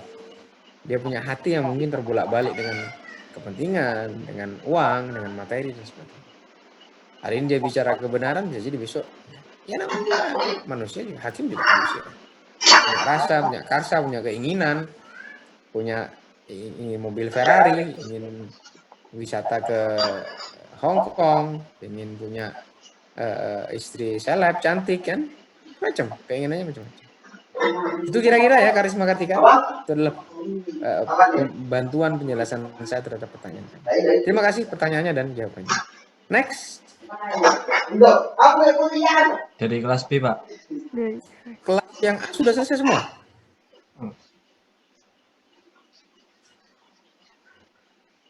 Oh, ini pertanyaan B yang kedua ya? Ya, Pak, dari Muhammad Askal. Akan dijawab oleh Maryam, Pak. Monggo. Oke, silakan Maryam. Silakan. Permohonan itu bisa diajukan melalui surat permohonan atau juga bisa melalui lisan.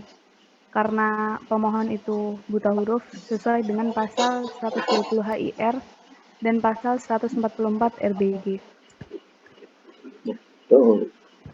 Apakah bisa diajukan secara elektronik? Bisa menggunakan aplikasi e-court, yaitu aplikasi yang digunakan untuk memproses gugatan sederhana, bantahan permohonan, pembayaran biaya perkara, melakukan panggilan sidang dan pemberitahuan sidang, putusan dan upaya hukum secara elektronik, serta layanan aplikasi perkara lainnya yang ditetapkan oleh MA yang diintegrasi dan tidak terpisahkan dengan sistem informasi penelusuran perkara. Terima kasih Maryam jawabannya. Aku merasa kayak di lounge-nya Garuda Indonesia. Para penumpang yang terhormat, merdu sekali suaranya Maryam ini. Terima kasih Maryam sudah menjawab membantu. Baik, saya akan bantu menjelaskan ya. Jadi begini, saya malah fokus sama jawaban Maryam yang pertama. Di situ Maryam menyebut ada kemungkinan para pihak itu buta huruf. Wah, kayaknya nggak mungkin deh Pak. Di zaman 2021 ada yang nggak bisa baca. Ada. Secara praktik saya menemui banyak sekali prinsipal kami yang buta huruf. Konsekuensinya mereka tidak bertanda tangan, tapi malah cap jempol. Bahkan ini masih sidang saya. Waktu itu yang bersangkutan dalam jawaban itu tidak menjawab secara tertulis, tapi menjawab secara lisan. Nah, pertanyaannya adalah bagaimana teknisnya kalau tergugat menjawab secara lisan? Ini yang kayaknya miss ya tadi. apakah banding itu dapat dilakukan secara lisan. Saya bicara ke gugatannya dulu. Gugatan kalau dilakukan secara lisan itu ya tidak direkam begitu, enggak. Dia disampaikan kepada panitera dan panitera yang mencatat lalu dibacakan kembali. Bapak A, Bapak ini menggugat intinya gini. Betul Pak, betul. Berita acara pencatatan oleh panitera itulah yang kemudian menjadi gugatan atau dokumen persidangan. Jadi bukan suaranya para pihak itu yang menjadi dokumen persidangan. Voice ya, walaupun dia tidak bisa menulis, itu tidak bisa dibuat kayak flash disk atau CD itu enggak. Dia tetap harus dituangkan dalam bentuk tertulis. Yang menulis siapa? Ya paniteranya. Voice atau suara para pihak yang dituangkan ke dalam kertas itulah yang menjadi dokumen persidangan. Itu tambahan saya terhadap jawaban Maryam. Bagaimana kemudian jika banding? Sama saja. Jika kemudian para pihak itu, baik pembanding maupun terbanding, menyatakan bandingnya secara lisan, bukan suaranya itu yang menjadi evidence atau buktinya. Tapi pernyataan itulah yang kemudian dijadikan dokumen persidangan dan dicatat oleh panitia, itulah yang menjadi dokumen persidangan. Nah, kaitannya dengan ITE atau elektronika, jawaban Maryam tadi benar, tetapi tidak untuk yang dimaksud di dalam pertanyaan. Jadi Maryam, namanya e-court dan SIPP itu bukan hanya, memang adalah suatu sistem aplikasi yang dibangun oleh Mahkamah Agung untuk mempermudah persidangan. Tetapi tidak semua persidangan memakai e-court, Maryam. Karena hanya dokumen yang berbasis, persidangan yang berbasis dokumen saja yang memakai e-court. Saya contohkan. Kalau persidangan itu ada 10-15 kali pertemuan, maka yang diizinkan e-court itu yang hanya tukar-menukar dokumen. Kapan itu? Saya ambil contoh. Pada saat jawaban dalam gugatan perdata itu kan hanya menyerahkan kertas. Membacakan dia nggak dibacakan. Kan hanya begitu. Persidangan perdata itu kan menyerahkan kertas, dokumen di-share kepada para pihak, selesai. Jawaban, replik, duplik, kesimpulan, bahkan putusan. Ada 5 sesi persidangan yang kemudian tidak dilakukan secara luring atau offline. Itu bisa dilakukan secara online. Tidak semua persidangan untuk peradilan perdata. Bagaimana kalau pemeriksaan saksi, Pak? Ya harus tetap offline. Bagaimana pemeriksaan bukti surat? Ya tetap harus offline. Orangnya harus ada. Gitulah ya. Tetapi saya punya pengalaman tahun 2020 kemarin, awal-awal pandemi. Ya ini hukum acara pidana. Kita pernah handle tipikor di pengadilan tipikor Semarang. Ya kita pemeriksaan saksi memakai Zoom meeting waktu itu. Ya karena situasinya pandemi. Tapi itu case ya, in case, dan itu betul-betul karena situasi terdesak. Tapi kalau untuk e-court, Maryam, itu hanya diizinkan untuk istilahnya pertukaran dokumen saja. Agenda-agenda yang hanya bertukar dokumen. Kesimpulan itu kan tidak perlu ada situasi bertanya, situasi berdiskusi, nggak ada. Menyerahkan dokumen diserahkan kepada hakim menyerahkan kepada pihak, selesai perkara. Sidang perkara perdata itu kan kalau serah terima dokumen paling cuma 2 menit aja. Paling banyak 5 menit lah. Yang lama kalau sidang itu kan antri nunggunya. Sidang jam 1, 5 menit. Jam 1 lewat 5 udah selesai. Nunggunya dari jam 8. Makanya pengacara minta bayarannya mahal. Tahu nggak buat apa? Guyon aja ini. Biar kalian termotivasi jadi pengacara. Tahu nggak kenapa pengacara Pak Otman Paris bayarannya mahal? Tahu nggak kenapa kira-kira? Joke aja nih, just kidding. Jangan kasih tahu sama orang tua kalian yang jadi lawyer. Ntar pasang tarik mahal. Ini joke, just kidding ya. Tahu nggak kenapa? Nggak tahu kok. Tahu? Mau tahu? Mau. Pengacara dibayar mahal itu just kidding ya, just kidding ini. Jangan dijadikan, jangan dimasukkan hati. Biar bisa beli gadget. Jadi gadgetnya itu bisa buat nunggu dari jam 8 sampai jam 1. Ngapain di pengadilan? Ya main gadget lah.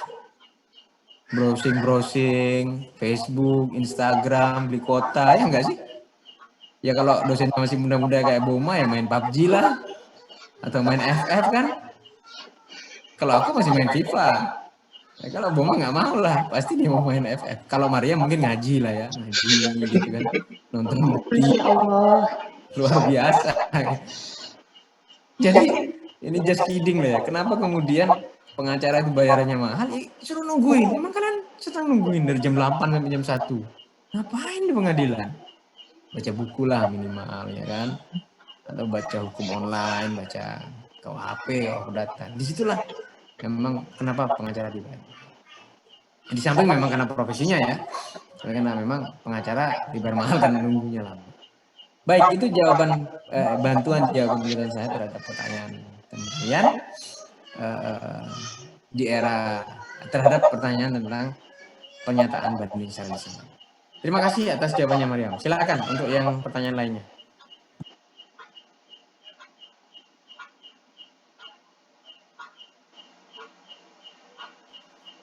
Sebenarnya sudah tidak ada, Pak. Sekarang ganti ke kelas A ya. Ganti kelas apa nih? Terakhir.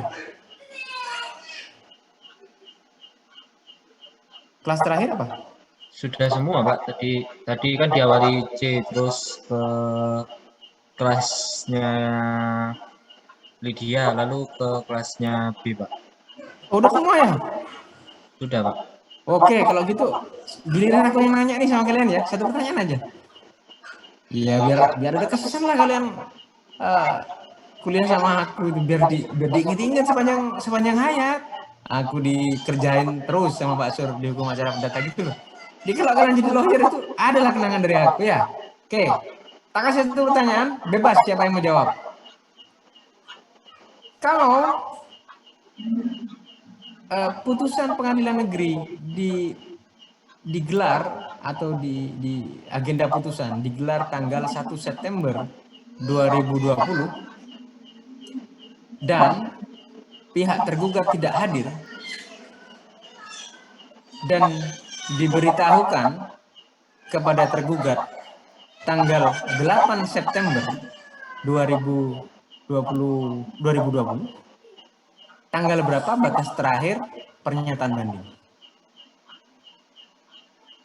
Putusan diputus tanggal 1 September 2020. Tergugat tidak hadir dan kemudian diberitahukan kepada tergugat tanggal 8 September 2020. Pertanyaan saya, kapan terakhir pernyataan banding oleh tergugat? Silakan. Kalau mau menjawab, boleh siapa aja. Bebas. Sekali-kali saya jadi mahasiswa, kali jadi dosen. Jadi pusing lah jadi dosen. Ada yang menjawab?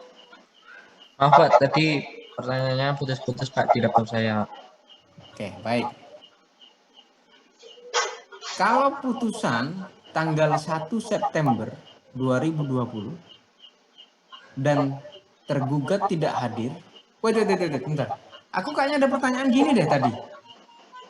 Bisa nggak sih first take dengan banding bersamaan? Ada nggak tadi nanya kayak gitu? Ada kayaknya, Pak. Ada ya? Ada tuh yang nanya kayak gitu. Ini baru 2 kelas kayaknya. Ada 1 kelas belum jawab nih. Iya Pak, kurang 1 kelas. Iya, kurang 1 kelas ini. Mana kelas satunya? Kalau tadi melihat alur pertanyaan itu, Pak, kayaknya itu tadi untuk kelas C itu dapat pertanyaan ada 3, Pak. Saya tadi ingatnya tuh Mas Sayib itu tadi tanya, Pak. Loh iya, tadi yang Sayep dijawab sama Dini. Iya. Terus yang punyanya Bayu, punya Robi dijawab Bayu. Oh, oke. Jadi kurang 1 ya? Apa kurang 2? Kurang Iya, satu kurang kelas. masuk. Yang kelas A punya Lia belum dijawab. Lia apa pertanyaannya? Apakah tergugat, nah, pada lupa aku. Dapatkah tergugat mengajukan verset saat penggugat mengajukan banding? Nah, ini pertanyaan terlewat ini. Baik, biar mikir dulu ya. Ini tanyakan ke kelas apa? A. Pak, ke kelas A. Oke. Biar ke kelas A mikir ya. Tak kasih dulu pertanyaan dari saya. Kayak gitu. Kalau putusannya tanggal 1 September, tergugat tidak hadir. Diberitahukan kepada tergugat tanggal 8 September 2020. Pertanyaan saya, kapan terakhir tergugat dapat melakukan pernyataan banding? Dah, silakan. Tanggal 14, Pak. Saya. 22, Pak. Tanggal 22. Tanggal 22, Pak. Tanggal 22, Pak. 22 September. Saya, Mama Pak. bilang tanggal 14. Iya, Pak. Lailatul Amalia tanggal 22, 22 ya? tanggal 22 September. 22 September.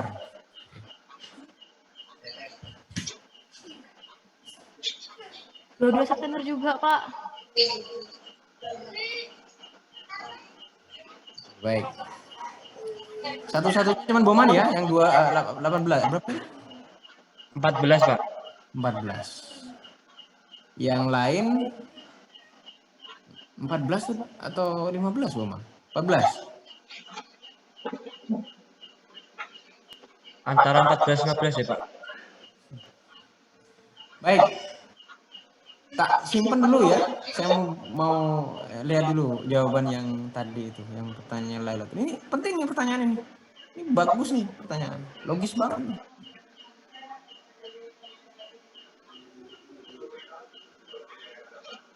Saya kasih 10 menit dulu ya. Lailatul Amalia biar dia mikir dulu. Biar pusing-pusing dulu ya. 10 menit. Kita kasih dulu lah.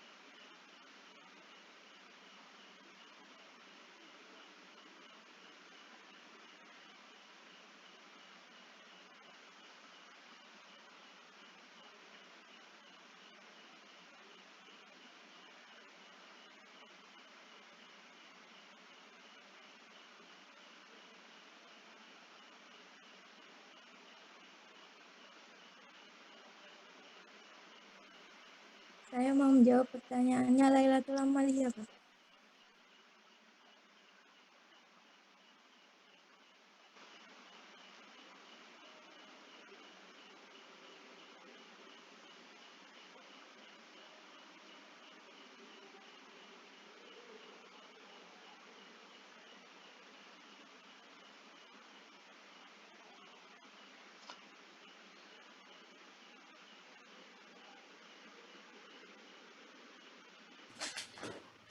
Oke, baik. Tadi ada yang mau jawab ya? Siapa tadi? Saya, Pak. Oke, silakan. Mau jawab yang mana nih?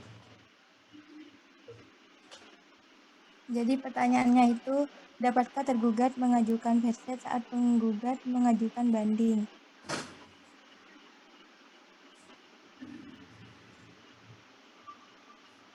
Jadi dengan adanya upaya hukum banding dari penggugat yang tidak puas karena gugatannya hanya dikabulkan sebagian secara sepihak dengan acara verstek, maka tergugat tidak dapat mengajukan verset sebagai perlawanan atas putusan verstek di pengadilan negeri. Dah? Sudah, Pak. Siapa yang jawab ini? Siti Faiza. Iya, Pak.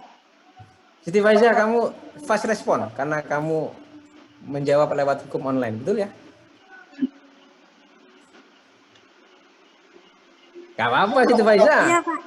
Jangankan mahasiswa, pengacara aja banyak yang sering kutip hukum online kok. Tenang aja. Dan jawaban kamu bener kok. Jadi nggak ada dosa, santai aja. Soalnya ada di hukum online juga. Ya, oke, never mind. Nggak ada masalah. Aku pun juga mencari tadi lewat hukum online karena aku yang memastikan isi otak aku sama teorinya. Ini nggak ada masalah. Nggak ada yang bersalah dari apa yang kamu lakukan.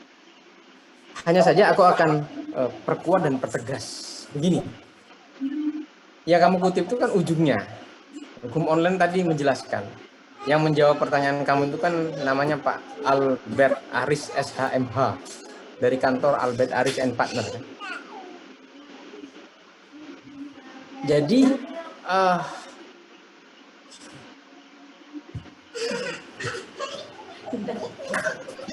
Jadi pertanyaan itu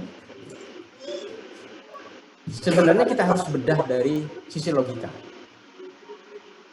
Kita harus tahu dulu verzet itu apa. Verzet adalah suatu perlawanan terhadap putusan verstek.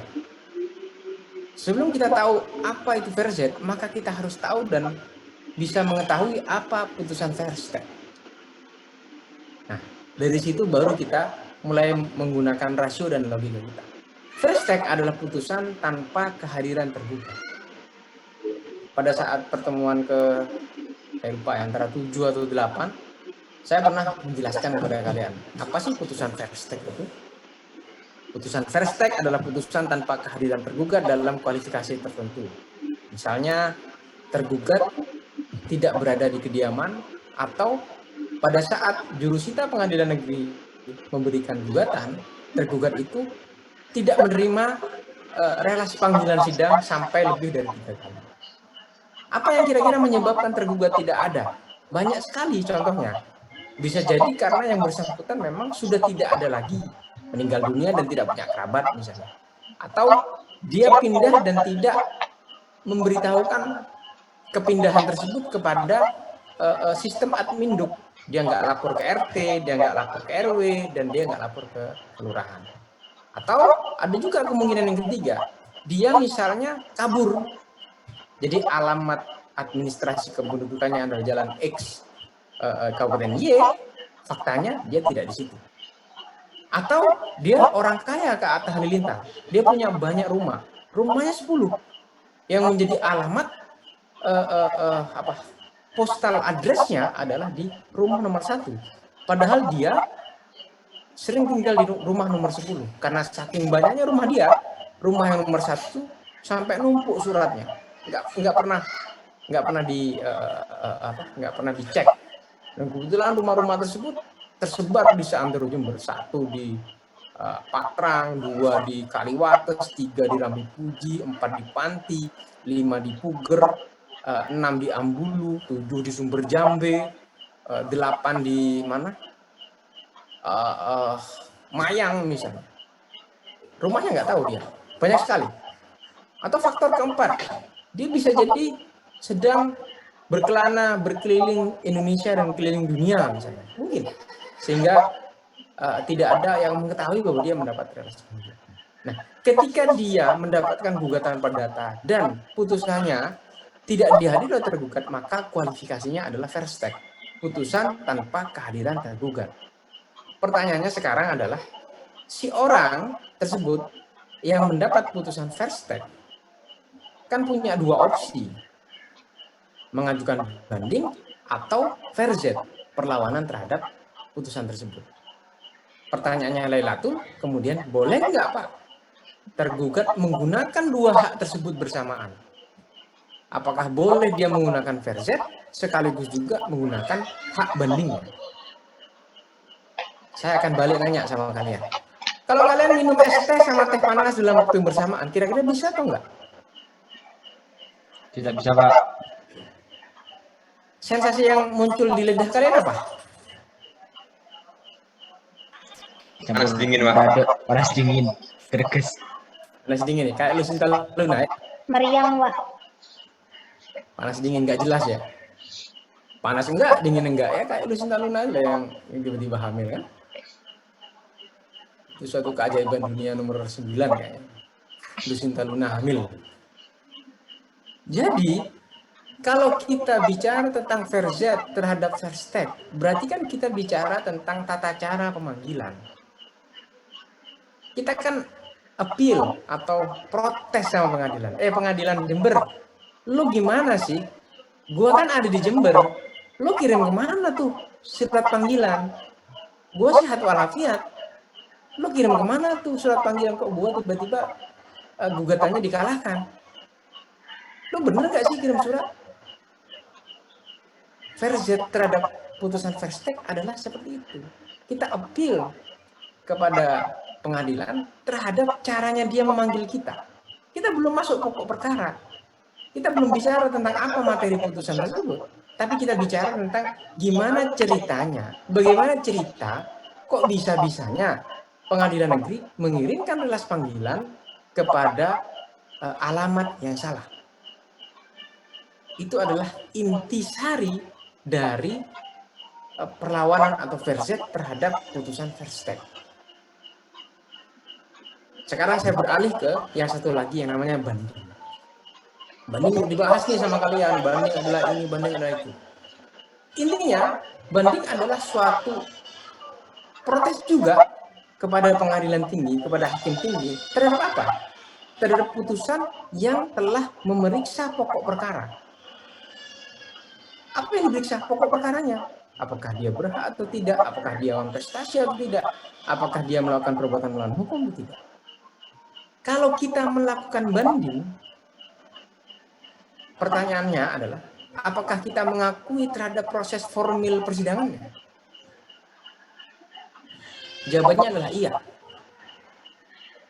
Kalau kita membahas bandingnya, berarti kita secara tidak langsung juga mengakui proses formil terjadinya putusan tersebut. Sehingga kalau kita membuat satu langkah verzet dan banding bersamaan, itu sama kayak kita minum es teh dan teh panas secara bersamaan. Bagaimana logikanya kita mempertanyakan terjadinya suatu persidangan itu sah atau tidak, tetapi di sisi lain kita membantah tentang putusan pengadilan yang sudah kita anggap prosesnya benar. Kali Euro sekarang ya, kalian nonton Euro kan sekarang? Saya andaikan finalisnya adalah Jerman melawan Inggris. Diduga Inggris menang di perempat final dengan cara meracun lawannya sehingga lawannya diare. Kira-kira lawannya apa yang akan dilakukan? Apakah akan melakukan verstek atau banding? Kalau dia sudah sampai di final, kemudian dia melakoni pertandingan, masih menanyakan kenapa Inggris sampai di final, itu sama aja kayak tadi, sama kayak tadi itu. Mau membahas banding, sekaligus juga mau membahas verset. Ya sudah lalu, biar lalu. akseptansi kita, penerimaan kita terhadap Inggris yang berlaga di final juga sekaligus akseptansi atau penerimaan terhadap apa yang telah mereka lalui selama fase menuju final. Tapi kalau kita mempertanyakan kenapa Inggris sampai ke final, maka kita belum bicara tentang pertandingan antara Inggris dan Jerman di final. Kita nanya nih, kok iso Inggris masuk final lawan dia itu terbukti menurut hasil penelitian investigasi stafnya meracuni lawan dengan masakan pedas sehingga diare. Itulah yang dimaksud dengan perbedaan antara Verzet dengan banding. Kalau Verzet kita bicara tentang tata caranya, benar atau tidak. Tapi kalau kita bicara sudah banding, kita secara tidak langsung sudah mengakui prosesnya, bahwa proses yang ada sampai dengan putusan sudah kita anggap benar. Sehingga kita telah mempermasalahkan isinya, bukan baju. Sama seperti sekarang nih. Kalian pakai baju kaos, pakai Zoom, kira-kira salah atau enggak? Enggak. Tapi kalau coba kalian offline, kuliah, pakai baju kaos, kira-kira saya usir enggak kalian dari ruang kelas? Kemungkinan besar saya usir. Kemungkinan besar ya.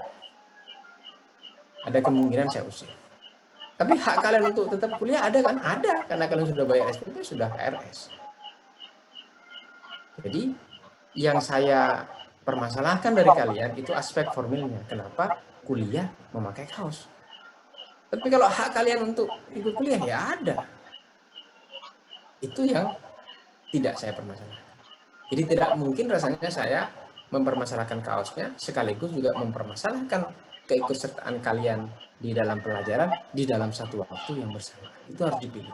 Mau verzetnya atau mau. Begitu kira-kira jawaban saya. Baik, verzet dan banding ada tambahan mungkin? Begitu Siti Faiza ya. Jangan berkecil hati Siti Faiza. Kamu sudah benar langkahnya. Ya, Pak. Mencari ke sumber yang benar. Tidak apa-apa, hukum online menjadi referensi yang bagus, diperbolehkan. Bahkan oleh skripsi juga boleh pakai hukum online. Kemudian juga banyak dalil-dalil gugatan dan sebagainya. Kopas dari hukum online banyak kok. Saya yang sering praktek juga banyak yang teman-teman yang kopas. Tidak memparafrase banyak banget ya.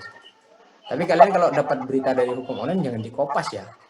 Ya sebaiknya dibahasakan lagi dalam gugatan supaya nggak ketahuan lah, nggak kentara kalau kopas gitu loh, biar kalian dianggap sebagai pengacara yang kerja lah, masa kerjanya kopas hukum online. Terakhir, jawaban Boma dan kawan-kawannya nih, ada yang 14 September dan 22 September. Saya 21, Pak. Robi 21 ya? Ya. 14 dan 21. Ya? 15. 15, baik. Tadi yang presenter pertama siapa ya? Lydia apa Gita? Gita. Saya mau share screen ya sebentar. Iya, Pak. Mau share screen sebentar. Oke, sebentar.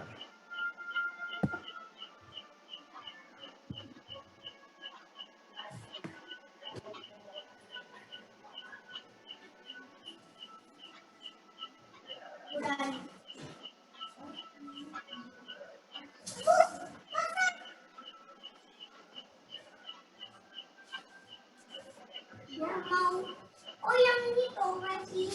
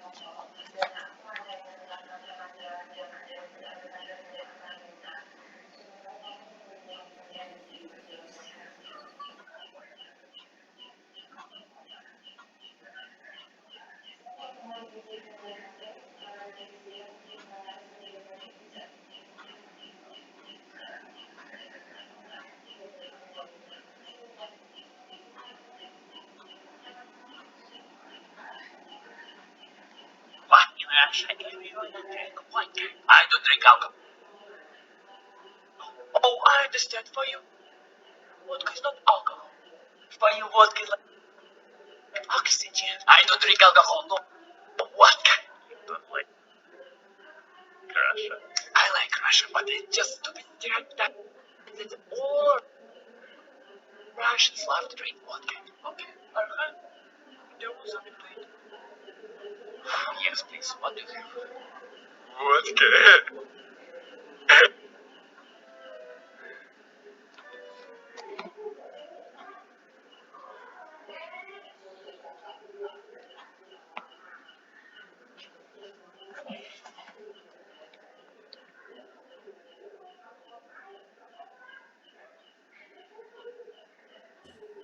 Baik. Ini adalah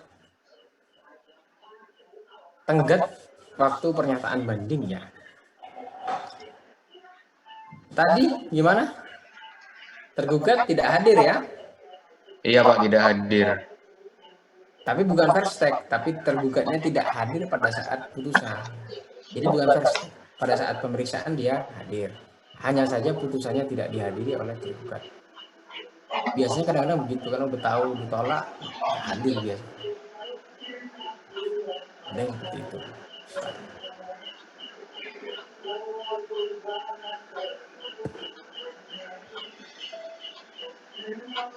Keluar ya slide-nya ya. Belum Pak. Belum Pak. Belum tampil. Belum Pak, belum tampil. Nah ini udah tampil. Belum Pak.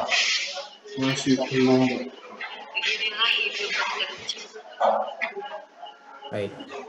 Saya membacakan ya punyanya slide punyanya kita tadi. Jika pihak yang hadir di persidangan dapat mengajukan banding paling lambat 14 hari sejak dibacakan putusan. Jika para pihaknya hadir, jika tergugatnya hadir. Jika pihaknya tidak hadir,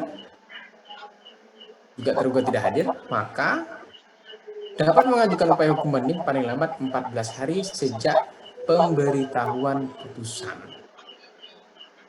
Nah, inilah tadi yang membuat kalian yang menjawab di tanggal 14 dan 15 itu keselio semua. Karena menganggap 14 hari sejak putusan. Tadi Gita, siapa tadi? Dia Gita yang menyampaikan ini. Gita atau Gita? Saya Pak, Gita. Gita memang selip di sini. Saya sengaja biarkan memang. Gita, kamu tadi nggak presisi di sini. Kamu nggak menjelaskan ini. Sengaja saya biarkan memang. Saya ingin kasih pertanyaan di sini. Ini adalah krusial bagi pernyataan banding. Kenapa begitu? Karena jika tergugat hadir, maka counting down 14 harinya itu sejak dibacakan putusan. Kalau hadir ya. Kalau penggugat atau tergugat hadir tanggal 1, maka 14 harinya tanggal berapa? 14 Pak. 14. 14 hari kemudiannya.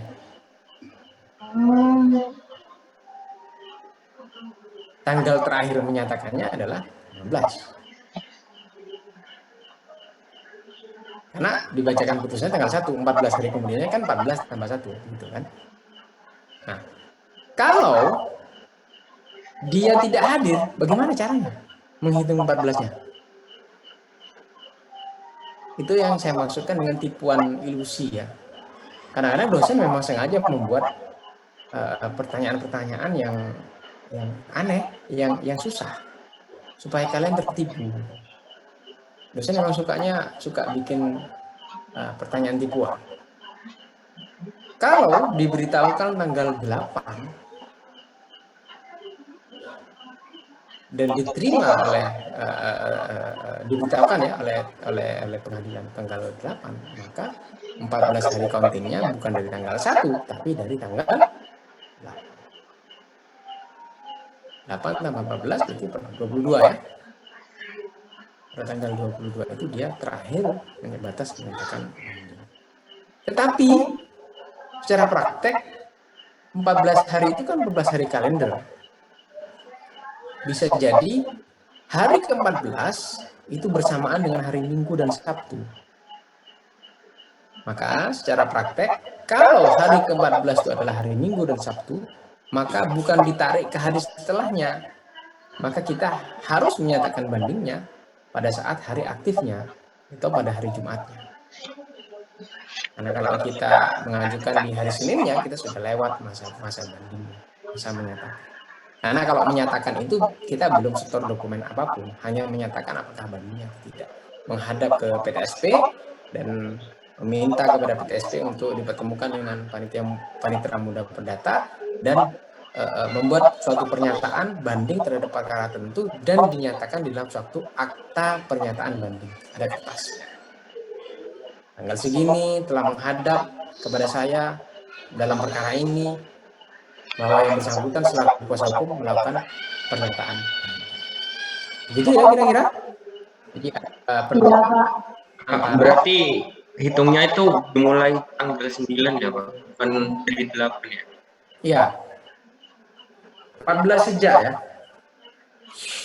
Sejak pemberitahuan putusan. Begitu ya. Ada pertanyaan lanjutan? Baik, kalau tidak ada pertanyaan, tolong ketua kelas masing-masing ya untuk merekap siapa saja yang tadi bertanya. Sorry, yang mempresentasikan, yang bertanya, dan yang menjawab. Iya Pak. Formatnya adalah banding gitu kan, titik 2, penanya bla bla bla. Jawab siapa, presenter siapa. Iya Pak. Tulisnya kuliah banding gitu ya di grup masing-masing. Biar kita semua sama-sama saling monitor ya. Yang kedua, jangan lupa kalian isi absensi di study karena masanya juga tidak terlalu lama itu sampai jam 9 kalau nggak salah. Yang ketiga, terakhir, depan giliran kelompok yang satunya. Materi apa? Materinya adalah kasasi ya. Paham? Paham. Mekanismenya dibalik saja. Mekanismenya dibalik saja. Mulai sekarang kalian sudah siap-siap apa pertanyaan untuk kasasi kalian simpan buat minggu depan. Begitu ya kira-kira ya? Mau tanya Pak, kalau yang PPT-nya itu kan diupload di study juga, itu kelompok satu aja berarti ya Pak? Ya, setiap kelompok hanya satu aja, tidak seluruh, satu aja, perwakilan saja. Oh iya Pak. Baik. Kemudian untuk perkuliahan nanti kita tetap komunikasi ya. Nanti kita akan usahakan antara hari Jumat, Sabtu atau Minggu kita kuliah lagi hukum acara perdata seperti sekarang ini. Kita buat 3 kelas. Nanti ketua kelas masing-masing koordinasi dengan saya ya. Iya Pak. Baik. Terima kasih kalau sudah selesai kita akhiri kelas hari ini. Terima kasih atas perhatian kalian.